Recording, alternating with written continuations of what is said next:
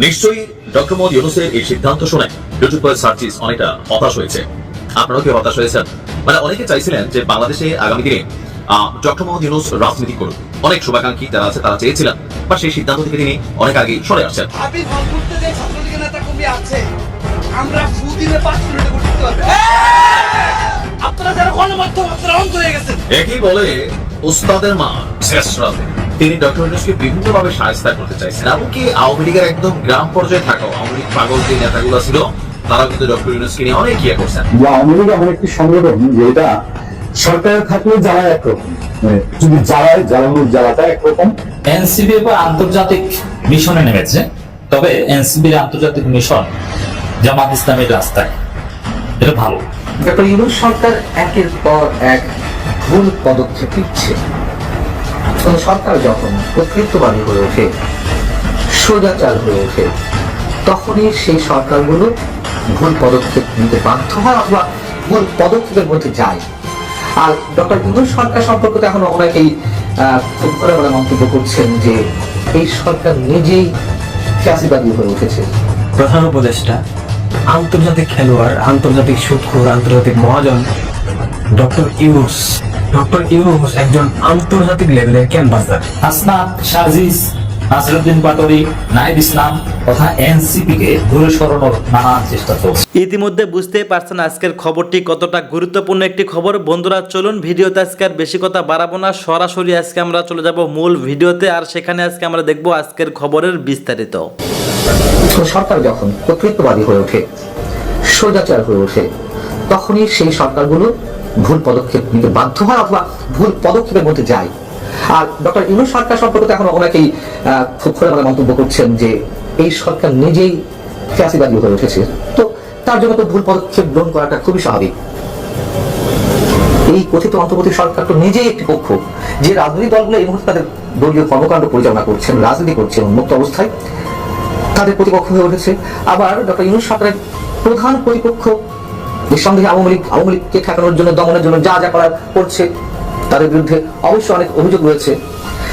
কেন এই কথাগুলো বলছি হচ্ছে ঠিক কর্তৃত্ববাদী সরকার বলি, স্বৈরাচারী সরকার বলি কিংবা ফ্যাসিবাদী সরকার বলি, যাই বলি না কেন, সেই সরকারগুলোর চরিত্র অনুযায়ী আরেকটি পদক্ষেপ গ্রহণ করেছে।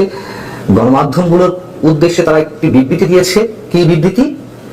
সাবেক প্রধানমন্ত্রী শেখ হাসিনার কোন ধরনের বক্তব্য বা অডিও প্রচার করা হলে তাদের বিরুদ্ধে আইন অনুযায়ী পদক্ষেপ নেওয়া হবে। কি বলছে বিবৃতিতে? গণমাধ্যমকে ক্ষমতাচ্যুত প্রধানমন্ত্রী শেখ হাসিনার অডিও সম্প্রচার বা প্রচার থেকে বিরত থাকার জন্য কঠোরভাবে সতর্ক করছে অন্তর্বর্তী সরকার। এবং জানানো হয়েছে যে এই ধরনের কার্যকলাপ সন্ত্রাস বিরোধী আইন 2009 এর আওতায় গুরুতর লঙ্ঘন।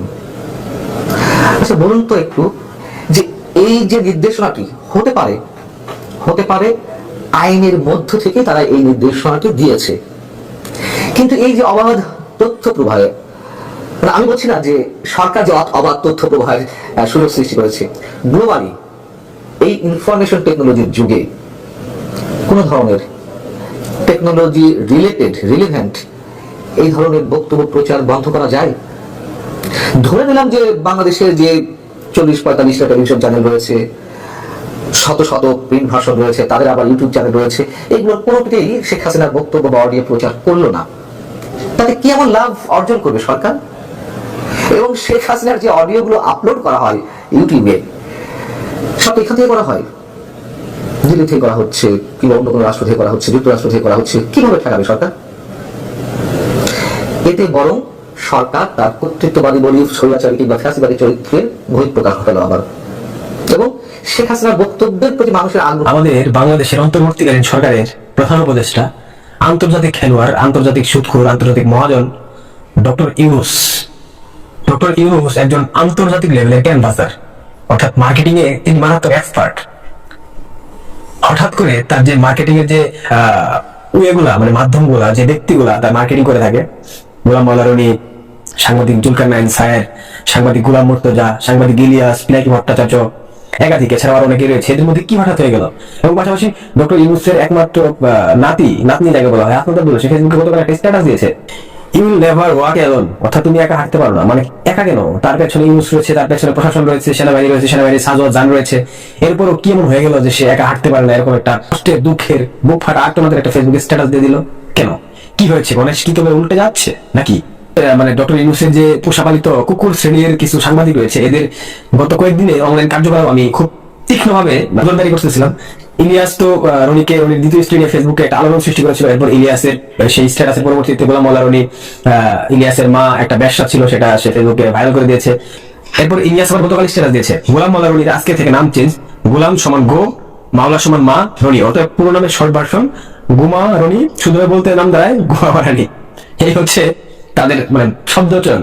এরপর শাহেদ আলম, বিএনপির কি বলবো বুদ্ধিজীবী, ইন্টেলেকচুয়াল শাহেদ আলম ফেসবুকে লিখেছে, কেউ যদি মুখ দিয়ে বিতর্ক করে তাকে মুখ দিয়ে উত্তর দেওয়া যায়, কেউ যদি পেছন দেশ দিয়ে তর্ক করে তার সাথে কোনো মতবাদ হয় দুর্গন্ধযুক্ত হবে, শুধু সময় নষ্ট। অর্থাৎ পিনাকির একটা ফেসবুক স্ট্যাটাস, সে একটা দিয়েছিল, জরিপ দিয়েছিল তার ফেসবুকে বা ইউটিউব চ্যানেলে, সেটা সে একটা এরকম স্ট্যাটাস দিয়েছে।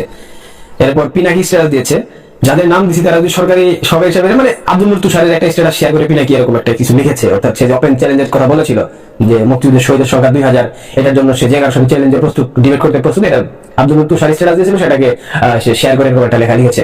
গোলাম মুর্তজা ফেসবুকে লিখেছিল, ডাকসুতে বিপুল ভোটে পরাজয়ের মধ্য দিয়ে প্রমাণ হবে তাদের ভোট বাড়েনি, আওয়াজ বেড়েছে, মুক্তিযুদ্ধ বিরোধী আওয়াজে ভোট আরো কমতে পারে। অর্থাৎ মুক্তিযুদ্ধ বিরোধী যে শক্তি জামাত ইসলাম, তারা ডাকসুতে প্যানেল দিয়েছে, ইতিহাসে প্রথমবার শিবির ডাকসু ইলেকশন করতেছে, যেখানে ছাত্রলীগ নাই। জুলকারনাইন সায়ের সেই পুটু বিশ্লেষক সে স্ট্যাটাস দিয়েছে, NIMP is always bastard in the area of his father. ল্যাংটা সুলেমান সারা জীবনে নিজেকে বাস্টার্ড হিসেবে কল্পনা করে এসছে এবং সারা জীবন সৃষ্টিকর্তার গালি দিয়ে এসছে। সর্বশক্তিমান তাকে 6 ফুটের দীর্ঘ শরীর দিয়েছেন, কিন্তু মেশিনে দিয়েছেন মাত্র 3 ইঞ্চি। মানব জীবন কি নিদারুণ উজ্জ্বল। অর্থাৎ পিনাকি সুঠাম দিয়ে অধিকারী 6 ফিট লম্বা, বাট তার মেশিনের সাইজ 3 ইঞ্চি। অনেকেই বলে আগা কেটে ফেললে সেটা হবে 2 ইঞ্চি। মধ্যে চুলকা চুলকের মধ্যে একই বলে ওস্তাদের মার শেষ রাতে। শেখ হাসিনার খুব শখ ছিল পদ্মা সেতুকে কেন্দ্র করে যে ডক্টর ইউনূসকে পদ্মার মধ্যে দুটা চুপনি যার মনে না চায় সেটাও খেয়াল রাখতে হবে। সচেতন মায়া আছে, মায়া। আচ্ছা, যাই হোক, তো এরপর পর তিনি ডক্টর ইউনূসকে বিভিন্নভাবে সাহায্য করতে চাইছেন। এমনকি আওয়ামী লীগের একদম গ্রাম পর্যায়ে থাকা আওয়ামী লীগ পাগল যে নেতাগুলো ছিল, তারা কিন্তু ডক্টর ইউনূসকে অনেক ইয়ে করছে। আবার তৎকালীন প্রেক্ষাপটে আমাদের অনেক নেতারা, জামাতের নেতারাও আমি দেখছি, বা আলেমরা ডক্টর ইউনূসকে শুধু ইউনূস ডাকতো, তবে ক্ষমতায় বসার পরে এগুলো আবার পরিবর্তন হয়ে গেছে। যাই হোক, আলোচনা ওইদিকে না। ডক্টর ইউনূসকে আপনি মুখে মুখে ডাকতেন, আপনি নাই ডাকা বন্ধ, কিন্তু শেখ হাসিনার জন্য ডক্টর ইউনূস যে পানিশমেন্ট তৈরি করছে, এটা একটা হিউজ মানে ডিফারেন্ট টাইপের অফ পানিশমেন্ট বা সাজা বলে আমি মনে করি। কারণ একটা জেনারেশন তৈরি হয় শিখতে শিখতে, পড়তে পড়তে, তাই না? একসময় আমরা আমাদের পাঠ্য বইগুলোতে শান্তনু বিশ্বাসের জীবন কাহিনী পড়ছি, ওমর রাদিয়াল্লাহু আনহুর জীবন পড়ছি, মহানবীর দয়া, এরকম বিভিন্ন কিছু পড়ছি। আমি জানি না এখন আর বাচ্চাদের পাঠ্য বইগুলো আছে কিনা, সেখানে নতুন অনেক কিছু জায়গা নিচ্ছে। তবে এবার ডক্টর ইউনূস সরকার ক্ষমতা ছাড়ার আগে নতুন একটা সিদ্ধান্ত নিয়ে যাচ্ছেন এবং এটা বাস্তবায়ন করেও যাচ্ছেন। আর খুব বেশি দিন না, পরীক্ষাতে প্রশ্ন আসবে যে আপনার গণহত্যাকারীকে পোলাপাইন লিখবে শেখ হাসিনা, সঠিক উত্তর হিসাবে মার্ক পেতে যাচ্ছে। কথা বলছি বিভিন্ন শ্রেণীর যে পাঠ্য বই আছে, জাতীয় পাঠ্যপুস্তক, সেই জাতীয় পাঠ্যপুস্তকে জুলাই আগস্টের গণঅভ্যুত্থানের ঘোষণা অন্তর্ভুক্তির কথা জানিয়েছেন অন্তর্বর্তী সরকারের স্থানীয় সরকার, পল্লী উন্নয়ন ও সমবায় মন্ত্রণালয় এবং যুব ক্রীড়া মন্ত্রণালয়ের উপদেষ্টা আসিফ মাহমুদ সজীব ভুইয়া। তবে ভবিষ্যতে অন্য সরকার আসলে তার নামেও একটা হয়তো চ্যাপ্টার তৈরি হবে যে কার পিএস প্রেস সেক্রেটারিটা সবচেয়ে বেশি চাঁদাবাজি কইরা উপরের লেভেলটা ভাগ খাওয়া হয়েছে, সেটা নাম হচ্ছে আসিফ। যদিও অভিযোগ আছে, এগুলো এই সরকারের সময় তদন্ত হবে না। যাই হোক, আসিফ ভুইয়া যে কাজটা করেন, অবশ্যই সরকারের সাথে বা মন্ত্রিপরিষদ বৈঠকে বিষয়গুলো নিয়ে আলোচনা হয়, যাতে জাতীয় পাঠ্যপুস্তকের বিষয়। গতকালকে ফেসবুকে এক বার্তা দিয়েছে আসিফ, সেখানে সে বলছে প্রজন্ম থেকে প্রজন্মের কাছে 24-এর গণঅভ্যুত্থানের ইতিহাস এবং স্বৈরাচারের বিরুদ্ধে এদেশের মানুষের সংগ্রামের গল্প পৌঁছে দিতে পাঠ্যপুস্তকে বড় ধরনের পরিবর্তন আসছে। এখন আসিফের বক্তব্য হচ্ছে যে আপনার বিশেষভাবে গুরুত্ব দিয়ে অন্তর্ভুক্ত করা হচ্ছে 2024 খ্রিস্টাব্দের জুলাই আগস্টের গণঅভ্যুত্থানের ইতিহাস এবং সাম্প্রতিক 4টি জাতীয় নির্বাচনের তথ্য। পোস্টে তিনি শেয়ার করছেন বিভিন্ন শ্রেণীর পাঠ্য বইয়ে গণহত্যাকারী হিসাবে যুক্ত করা হচ্ছে শেখ হাসিনার নাম। পোস্টারে আরো উল্লেখ করা হয়েছে আগামী 2026 শিক্ষাবর্ষে পাঠ্য বইয়ে গুরুত্ব দিয়ে স্থান পাচ্ছে 24 সালের জুলাই আগস্টের এই ইতিহাস। এখন এতে লাভটা কার হবে? মানে এমনি তো আমাদের ইতিহাসে হয়তো 5 জন যারা নায়ক আছেন এই জুলাই আগস্টে তাদের নাম থাকবে, বাট এতে টেকনিক্যালি একটা লাভ হবে হচ্ছে বিএনপির। কেন লাভ হবে? আওয়ামী লীগ সরকার ক্ষমতায় থাকাকালীন মুক্তিযুদ্ধ নিয়ে বা বিভিন্ন ইস্যুতে আপনার জিয়াউর রহমানকে নিয়ে বা বেগম খালেদা জিয়াকে নিয়ে অনেক ধরনের অ্যাক্টিভিটিস করতেন, মুখে মুখে বলতেন, গণমাধ্যমে আসতো, ভিডিও ভাইরাল হইতো, কিন্তু পাঠ্যপুস্তকে ছিল না। তো বিএনপির জন্য যে কাজটা, এটা অনেকটা ডক্টর ইউনূস সরকার কিন্তু করে দিয়ে যাচ্ছে। কারণ বিএনপি এসে বলবে পাঠ্যপুস্তক থেকে এটা সরানোর সুযোগ নেই। হ্যাঁ, অদূর ভবিষ্যতে আওয়ামী লীগ কখনো ক্ষমতায় আসলে যেই সরকারের মাধ্যমে আসুক, যে নেতৃত্বের মাধ্যমে আসুক, তারা সারা পর্যন্ত এটা পাঠ্যবই থেকে সরবে না। তখন হয়তো আমরা আবার 24 নিয়ে এদেশের গণমাধ্যম, এদেশের মিডিয়া, এদেশের সরকার, এদেশের প্রশাসন সবাই হয়তো ভিন্ন আরো কিছু তথ্য দিবে। তবে এই মুহূর্তে শেখ হাসিনার মানে যে পানিশমেন্টের ইস্যুটা টেকনিক্যালি এটা কিন্তু দিয়ে দেওয়া হচ্ছে। মানে এখন গণহত্যাকারী নামটা অটোমেটিক বাচ্চাদের কাছে হয়তো অনেক দাম তো টাকা হবে, আর অনেক কিছু করা হবে। ছোটবেলা বাচ্চারা যখন পড়বে বইটই, তো সেখানে একটা ভিন্ন রকম চরিত্রে আপনার বাচ্চাদের অন্তরে শেখ হাসিনার জন্য এনসিপি এবার আন্তর্জাতিক মিশনে নেমেছে, তবে এনসিপির আন্তর্জাতিক মিশন জামাত ইসলামের রাস্তায়, এটা ভালো।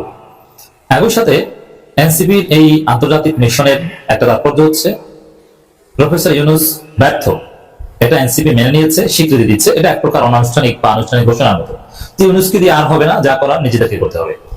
এনসিপি কিন্তু এতদিন আপনারা দেখেন নাই যে মালয়েশিয়া সফরে গেছে, চীন সফরে গেছে। এনসিপি নেতৃবৃন্দের ওইরকম উল্লেখযোগ্য কোনো সফর ছিল না। নাগরিক কমিটি গঠন হওয়ার পর নাগরিক কমিটি কয়েকজন সদস্য চীন সফরে গিয়েছেন এবং এটা নিয়ে বিতর্ক ছিল। বিষয়টা ছিল এতদিন এরকম যে ইউনূস আছেন মানে সব ঠিক আছে, বাংলাদেশের রাজনীতি নিয়ে যে বিদেশিদের খেলা, এই জায়গায় এনসিপি কে তেমন কিছু করতে হবে না। মাঝে মাঝে দুজন অ্যাম্বাসেডরের সাথে অথবা হাই কমিশনার সাথে অথবা চার্জ ডি অ্যাফেয়ারের সাথে মিটিং করলেই হলো, আর কিছু দরকার নেই। এনসিপির চিন্তা দর্শন এতদিন ছিল এরকম। এখন যেটা দাঁড়িয়েছে যে না, ইউনূস আর পাচ্ছেন না, ইউনূস ব্যর্থ, তিনি চলে যাচ্ছেন, তার কোনো মরুদ নেই, কোনো সংস্কার বা এগুলোর কোনো দিকে তার মনোনিবেশ নেই। ইউনূসের একমাত্র চিন্তা কিভাবে দ্রুত নাম কাওয়াস্তে একটা নির্বাচন দিয়ে দেশ গোল্লায় যাক, তিনি চলে যেতে পারলেই যথেষ্ট, তার সেফ এক্সিট পেলেই যথেষ্ট। এই জায়গায় এনসিপি নিজেরাই মাঠে নেমেছে, আন্তর্জাতিক গ্রাউন্ডে নেমেছে যে তারা খেলবে। বাংলাদেশে সংস্কার হবে কিনা, দ্রুত নির্বাচন না পাতানো নির্বাচন না সুষ্ঠু নির্বাচন, বিদেশি স্টেক হোল্ডাররা কি বলে, কার কি দৃষ্টিভঙ্গি, বাংলাদেশ নিয়ে কে কি চায়, কার কি প্রত্যাশা, এ বিষয়ে যে ডিপ্লোম্যাটিক রেইস আছে, এ বিষয়ে এনসিপি এখন নিজেরাই মাঠে নেমেছে। ইউনূস আগের মতো থাকলে এনসিপি এটা নিয়ে মাথায় ঘামাতো না। দর্শক, মালয়েশিয়া সফরের পর চীন সফরে যাবে নাহিদ, এর মানে নাহিদ ধারাবাহিক আন্তর্জাতিক সফরে নেমেছেন। মালয়েশিয়া সফর, চীন সফর, এগুলোতে ঝুঁকি আছে, কারণ এইসব সফরের আড়ালে নানান গোষ্ঠী নানান ভাবে, যেহেতু আওয়ামী লীগের বিলিয়ন ডলারের লবিস নিয়ে করা আছে এবং বিএনপিরও আছে, পাতানো নির্বাচনে নাহিদ ইসলামদের রাজি করাতে নানান ফাঁদ, নানান সুযোগ খোঁজা হতে পারে, নানান প্রস্তাব দেওয়া হবে, ম্যানেজ করার চেষ্টা করা হবে, জামাত চরমনাই বলয় থেকে দূরে সরিয়ে নেওয়ার চেষ্টা হবে। কিন্তু তারপরও সফরটা কিন্তু মালয়েশিয়া, চীন, তারপরে হয়তো আরো অনেক শিডিউল আসবে, মানে এটা একটা কন্টিনিউয়াস মিশন। চীন সফরে যাচ্ছেন, এটা পজিটিভ। এই জন্য বলছি জামাত ইসলামীর রাস্তা। দেখেন একটা সহজ হিসাব, বাংলাদেশের রাজনীতিতে চীন জামাত ইসলামীকে পিক করেছে। এই কারণে আপনারা দেখেছেন যে আমিরে জামাতকে দাওয়াত দিয়েছে, দাওয়াত বিএনপি নেতাদেরও দিয়েছে। দ্বিতীয় কথা হচ্ছে যে বিএনপি রেসপন্স করেনি বা করতে পারেনি, কারণ বিএনপি ভারতের কোলে উঠে বসে আছে। এখন ভারতের যে স্টেক বাংলাদেশে, ভারতের যে ষড়যন্ত্র বা তাদের যে রাজনীতি বাংলাদেশে, ওই জায়গায় যেহেতু পুরোপুরি ইন্ডিয়ান ন্যারেটিভ গ্রহণ করেছে বিএনপি এবং ভারতের কোলে উঠে বসেছে, সেই জায়গায় চীনের পক্ষে বিএনপি কে পিক করা সম্ভব না বাংলাদেশের রাজনীতিতে। চীনের সামনে অপশন জামাত ইসলামী, যেটা আপনারা দেখেছেন আমির জামাতকে দাওয়াত দিয়েছে, তারেক রহমানকে দাওয়াত দিয়েছিল, তারেক রহমান তো জাননি, মানে বোঝা গেল যে ভারতের কোল থেকে চীনের দিকে ঝোঁকা সম্ভব না। আবার আমির জামাতকে যেভাবে গ্রহণ করেছে, কয়েকটা সাইন আমি বলি তাহলে বুঝবেন। নিশ্চয়ই ডক্টর মোহাম্মদ ইউনূসের এই সিদ্ধান্ত শুনে ব্লুটুথ বয় সার্চিস অনেকটা হতাশ হয়েছে। আপনারাও কি হতাশ হয়েছেন?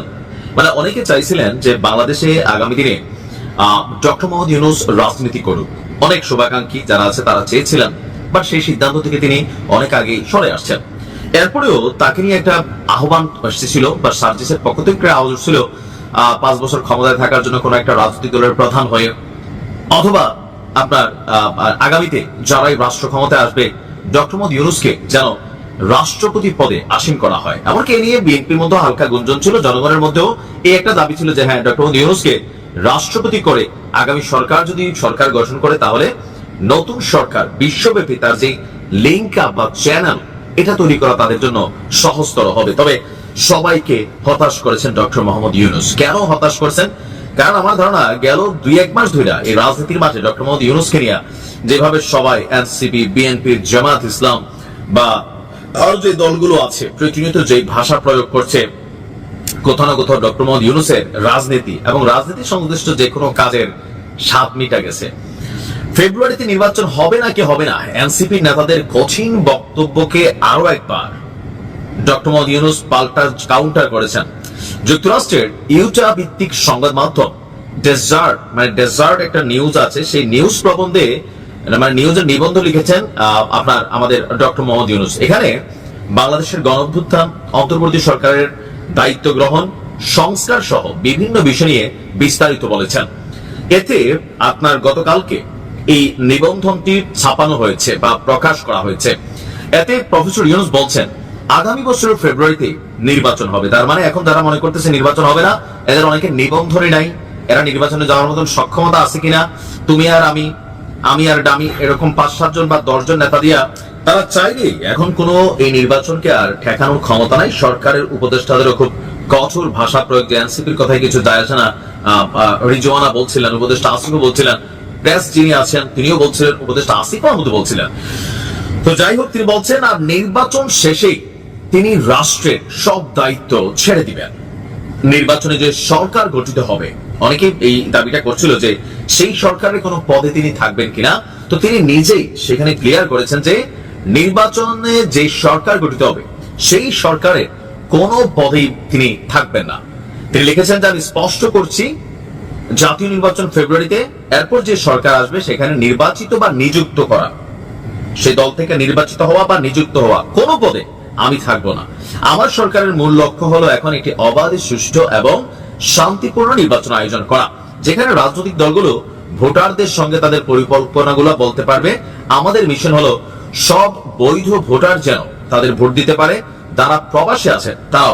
এটি একটি বড় কাজ, কিন্তু আমরা কাজটি সম্পূর্ণ করতে প্রতিশ্রুতিবদ্ধ। তো আমরা যে আশাটা করছিলাম, পজিটিভ নেগেটিভ, দেখেন ক্ষমতা যখন আপনি বসবেন আপনার নিয়ে আলোচনা থাকবে, সমালোচনা থাকবে। শেখ হাসিনা যতদিন ছিল সমালোচনা, এখন কেউ যে মাঝে মাঝে বলার চেষ্টা করেন আগে মনে এই জায়গাটা ভালো ছিল। এটা কেন হচ্ছে?